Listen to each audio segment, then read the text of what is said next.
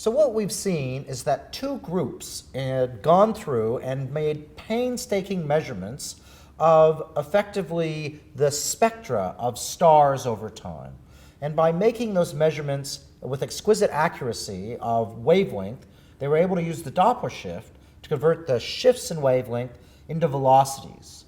And when they did this work, they discovered planets. But these are weird planets. I mean, these are nothing like our own solar system. In our own solar system, the big, massive planets like Jupiter, Saturn are a long way out. But here we're talking things with comparable masses of gas giants, but either practically skimming the surface of the star or in highly eccentric orbits very close in. So that's very weird. Well, you say it's weird, but who's to say our solar system should be typical? I mean, why would we not expect to have these types of planets out there? Well, the reason why people didn't expect these sort of planets is because of what's called the Snowline Theory. This is a theory of how gas giants form.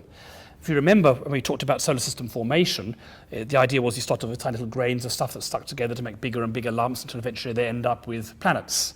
Now, in the inner solar system, the only lumps we can have are lumps of rock.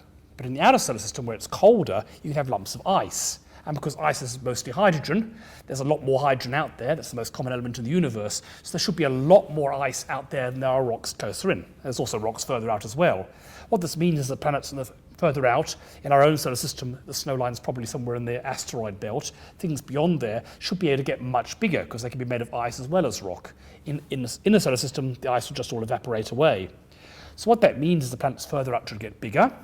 Not much bigger, maybe 3 or 4 times bigger.